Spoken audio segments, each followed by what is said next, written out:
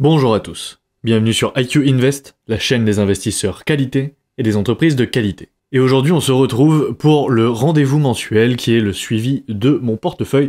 Vous savez, sur la chaîne, tous les mois, je fais un suivi de mon portefeuille, un suivi de la performance, des achats que j'ai effectués, des achats que je compte effectuer le mois prochain, mais également on va faire un petit point sur les dividendes que j'ai reçus et également la performance des différents titres individuels que j'ai en portefeuille. Donc là, il s'agit d'une rétrospective du mois d'avril et vous trouverez la playlist sur ma chaîne portefeuille si vous voulez voir les vidéos d'avant. Je crois que ça remonte jusqu'en novembre dernier. Et donc comme d'habitude, juste avant de commencer, je vous rappelle que je ne suis pas un professionnel de la finance, cette vidéo n'est donc pas un conseil en investissement, vous devez tous faire vos recherches, vous êtes responsable à 100% de vos investissements, et bien sûr rappelez-vous qu'investir comporte des risques de perte en capital. Mais donc ceci étant dit, on se retrouve ici sur le dashboard de Portfolio Performance. Alors je vous avais dit dans la dernière vidéo que j'aurais aimé faire cette vidéo là sur l'application IQ Invest, mais on va revenir sur ce point un peu plus tard dans la vidéo. Le portefeuille est en très bonne voie sur l'application IQ Invest. Je fais beaucoup d'avancées dessus, mais j'ai dû retravailler en fait un peu la manière dont je gérais les données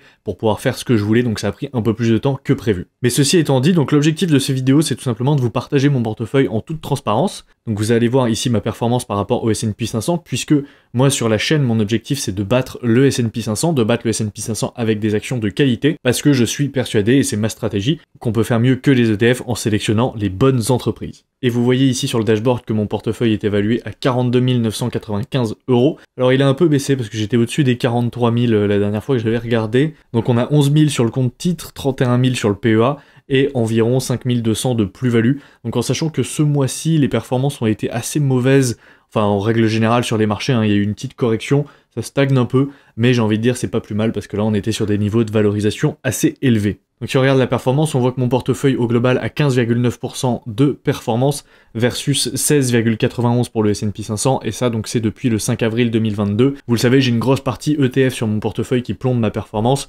c'est pour ça que moi ce que je regarde c'est l'indicateur ici, qui est la performance de ma partie action du portefeuille, qui elle a largement battu l'indice de référence puisqu'elle a fait 46,03%. Mais du coup, si on rentre un peu plus en détail dans la performance, vous voyez déjà premièrement que j'ai rajouté pas mal d'indicateurs. J'ai rajouté en fait plus d'ETF pour pouvoir comparer avec différents indices. Donc là, en cyan tout en haut, c'est le Nasdaq. Donc vous voyez que le Nasdaq est au-dessus de mon portefeuille.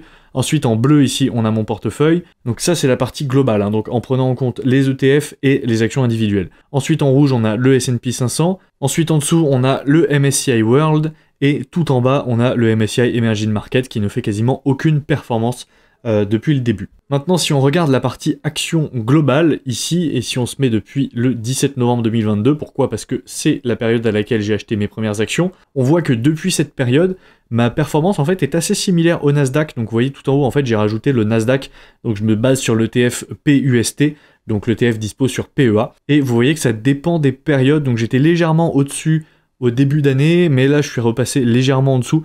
Donc pour l'instant ma performance suit le Nasdaq. Vous voyez qu'il est très compliqué de battre le Nasdaq, puisque le Nasdaq a une bien meilleure performance que le S&P 500 qui lui est vraiment largement en dessous. Mais je ne désespère pas, tout simplement parce que le Nasdaq est très fort en période de hausse, mais comme vous le voyez ici, si on se met en global depuis le 5 avril 2022, vous voyez qu'en période de baisse, le Nasdaq baisse beaucoup plus fort que le S&P 500 et que mon portefeuille même de manière générale. Donc personnellement je parie sur une baisse du Nasdaq pour pouvoir rattraper ma performance, puisque tout simplement les actions quality ont tendance à moins baisser dans les périodes de crise sur les marchés. Donc ça c'est pour la performance globale, vous voyez que la performance est à 46,03% comme on l'a dit tout à l'heure, et si on regarde un peu plus en détail au niveau du PEA, donc sur les actions européennes depuis le 11 octobre 2022, vous voyez deux choses intéressantes. Déjà les entreprises américaines, donc en cyan ici, sous-performe le S&P 500 depuis le 11 octobre 2023, alors que les actions européennes sont au-dessus et surperforment même ma partie action américaine sur le compte titre.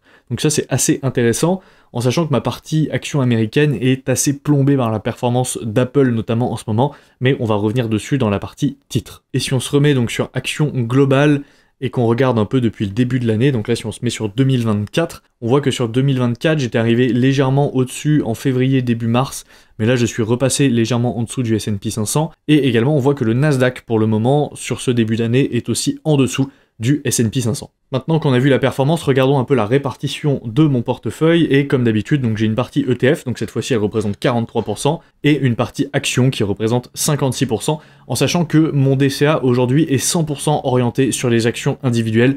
Je n'achète plus d'ETF, donc cette partie action au fil du temps va avoir de plus en plus de poids dans mon portefeuille. Et pour ceux qui suivent la série sur les vidéos de portefeuille, vous savez que j'ai toujours du mal avec ce MSCI World là, le Amundi ici, je ne sais pas encore ce que j'en fais, est-ce que je le vends, est-ce que je le réalloue sur du S&P 500, est-ce que je réalloue la moitié sur des actions individuelles, la moitié sur le S&P 500, voilà. J'ai encore des questionnements par rapport à cet ETF MSCI World ici, donc pour l'instant je le garde, mais je prendrai probablement une décision un jour par rapport à celui-là. Ensuite, au niveau des actions individuelles, vous voyez qu'il y a deux nouvelles positions qui sont apparues dans mon portefeuille, MSCI et Evolution AB. On va revenir dessus juste après. Concernant les industries, maintenant, si on se met hop ici, on voit qu'on a toujours 4 secteurs dans mon portefeuille, la tech, la consommation discrétionnaire, la consommation courante et la finance. Et ensuite, en termes de devises, on a du coup la couronne suédoise, la SEK, qui a fait son apparition, puisque Evolution AB est une entreprise suédoise qui est cotée à Stockholm, et donc qui est cotée en couronne suédoise. Donc maintenant, si on regarde la partie titres, et qu'on classe les titres par plus-value, par gain en capital,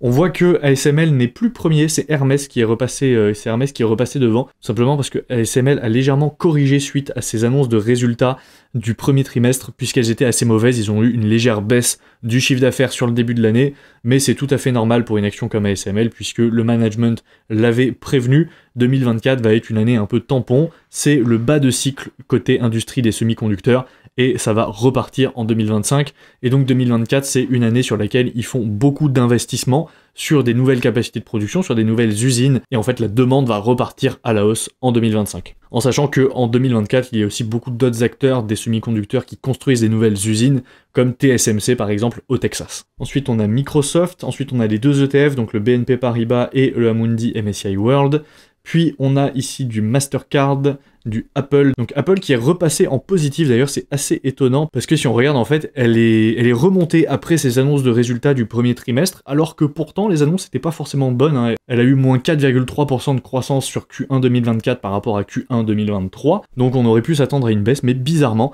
elle a rebondi, donc c'est plutôt positif, et elle est repassée dans le positif sur mon portefeuille, mais c'est une action qui ne fait pas grand chose depuis maintenant à peu près 6 mois, et elle plombe un peu la performance de mon portefeuille. Après, je pense que de toute façon, Apple reste Apple, c'est une valeur sûre, c'est une petite phase de transition là qu'ils sont en train de subir avec la baisse du chiffre d'affaires, tout simplement parce qu'ils ont fait des résultats records en 2022 et 2023 à la sortie du Covid, et donc forcément, il y a un petit effet rattrapage. Ensuite, on a Intuit, L'Oréal, LVMH, donc LVMH, toujours pas grand-chose hein, en termes de performance. Elle a de nouveau corrigé, elle est repassée en dessous des 800, c'est probablement un bon point d'ailleurs hein, pour l'acheter, pour ceux qui ont envie de se positionner sur LVMH, mais ASML aussi. ASML, je pense que si elle retouche les 750, si elle repasse en dessous des 800 et qu'elle vient retoucher les 750, je pense que je remettrai une cartouche dessus parce que ça serait un bon point d'entrée. Côté Visa, on n'a pas grand chose à dire, S&P Global non plus. Deutsche Börse, ça suit son cours. D'ailleurs, ils ont fait une super annonce de résultats Deutsche Börse au premier trimestre 2024. Ils ont leur segment logiciel qui a explosé grâce notamment au rachat qu'ils ont fait l'année dernière. Ensuite, on a les deux nouvelles positions de mon portefeuille, donc Evolution AB et MSCI. Et donc là, sur les deux, je me suis fait découper après l'annonce de résultats, parce que je les ai achetés juste avant les annonces de résultats, et vous voyez que MSCI, par exemple, je l'ai acheté juste avant qu'elle corrige. Donc l'annonce de résultats a pas mal fait réagir le cours de bourse à la baisse, et ça, c'est tout simplement, je pense que malgré que l'annonce de résultats soit positive dans le sens où le chiffre d'affaires a été largement croissant, il y a eu en fait quelques indicateurs assez inquiétants, entre guillemets, comme par exemple le taux de renouvellement des souscriptions, donc des souscriptions au logiciel que vend MSCI, qui a légèrement diminué. Et côté Evolution AB, donc c'est pareil, on a eu une légère baisse suite aux annonces de résultats, malgré une très bonne croissance du chiffre d'affaires, je crois que de mémoire on était à 16,7%, mais il y a eu également une légère baisse de la marge opérationnelle, ce qui peut expliquer selon moi la baisse suite aux annonces de résultats. Et ensuite, en bout de course, on a Dassault Systèmes. Donc là, Dassault Systèmes, pour moi, c'est une catastrophe. C'est une action qui n'arrête pas de baisser, qui ne fait rien en termes de performance. Elle plombe mon portefeuille, et honnêtement, je ne sais pas quoi faire de cette action, parce que c'est une action sur laquelle j'ai quand même de fortes convictions, dans le sens où elle a un moat exceptionnel, elle a des logiciels qui sont vraiment très forts, très puissants, qui sont utilisés dans toute l'industrie, que ce soit l'industrie automobile ou aéronautique. Ce sont des logiciels qui sont utilisés pour toute la conception des voitures, notamment par exemple les voitures électriques. Les voitures Tesla par exemple sont conçues avec les logiciels de Dassault Systèmes, mais par contre c'est une action qui n'arrête pas de chuter là depuis le début d'année 2024. Donc est-ce que c'est un bon moment pour se positionner dessus? Probablement. Maintenant, moi, ce qui m'inquiète, c'est aussi la croissance de l'entreprise. Ils ont une croissance sur la dernière année qui est quand même assez faible. Là, ils ont annoncé 5% de croissance sur Q1 2024, ce qui est quand même assez faible. Donc, pour l'instant, Dassault Systèmes, c'est une action que je vais pas renforcer. Je vais attendre de voir comment ça évolue, et puis on verra si la croissance arrive à repartir d'ici la fin de l'année. Donc voilà un peu pour les différents titres que j'ai en portefeuille, en sachant qu'aujourd'hui, j'ai 14 lignes, donc 14 actions différentes en portefeuille, et je vous en avais parlé dans ma vidéo, je crois, sur Evolution ou MSCI, je ne sais plus, mais effectivement, moi j'ai l'intention de caper mon portefeuille à 20 titres, donc je ne veux surtout pas dépasser les 20 titres, donc au fur et à mesure que je vais trouver des nouvelles actions de qualité qui me plaisent, que je vais ajouter dans ma watchlist, si jamais je me positionne sur des nouvelles actions, il va falloir un jour ou l'autre que je sorte de certaines positions sur lesquelles j'ai des moins bonnes convictions, et ça sera peut-être le cas de Dassault Systèmes, mais pour l'instant, je ne sais pas encore. Concernant les achats que j'ai fait du coup au mois d'avril, c'est tout simple, hein. C'est MSCI et Evolution.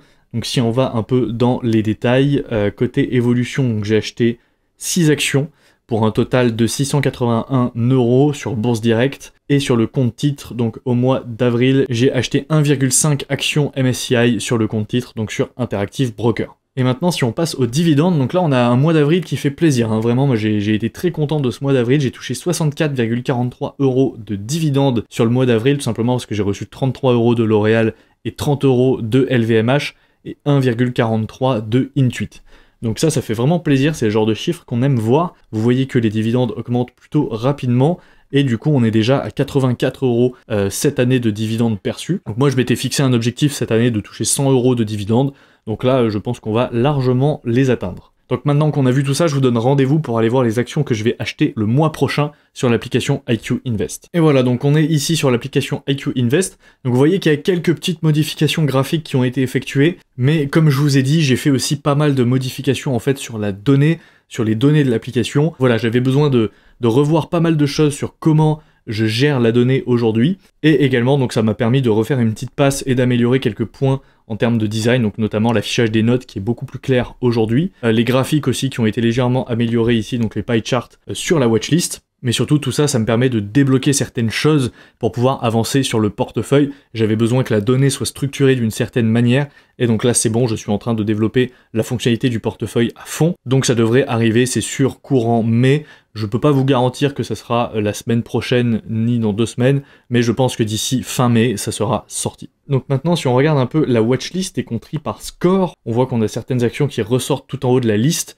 On a notamment donc Evolution AB, toujours aussi intéressante à acheter. Evolution AB qui stagne depuis quelques années maintenant, malgré des chiffres exceptionnels, malgré une croissance du chiffre d'affaires qui est toujours exceptionnelle, malgré des marges, donc marges opérationnelles de 63% qui sont toujours extrêmement élevées. Tout ça avec pas de dette.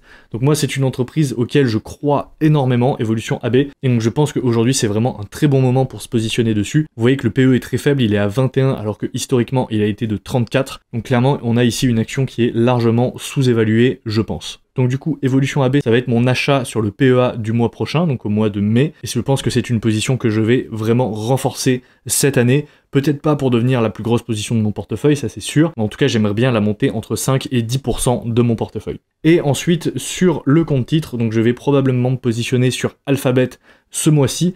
Pourquoi? Parce que malgré sa légère hausse à la suite de son annonce de résultats et à la suite de son annonce de versement du dividende, elle est toujours, je pense, légèrement sous-évaluée. Et c'est une entreprise qui a un potentiel de croissance énorme, c'est une entreprise qui a des chiffres qui sont exceptionnels. De toute façon, si vous avez vu mon analyse dessus, vous savez ce que j'en pense, et je pense aujourd'hui que c'est une des 7 Magnificent 7 les moins chères, donc je vais me positionner dessus, surtout qu'elle vient de verser son dividende, et ça moi c'est vraiment quelque chose que j'apprécie. Donc voilà, pour résumer, le mois prochain, Evolution AB sur le PEA et Alphabet sur le compte titre. Donc dites-moi en commentaire quels sont les achats que vous avez fait au mois d'avril et quels sont les achats que vous prévoyez de faire au mois de mai. Comme d'habitude, n'oubliez pas de laisser un pouce bleu sous la vidéo, de vous abonner à la chaîne si ce n'est pas déjà fait et d'aller me suivre sur Instagram @iq-invest.fr. Et sur ce, moi je vous dis à la prochaine pour une nouvelle vidéo. Ciao!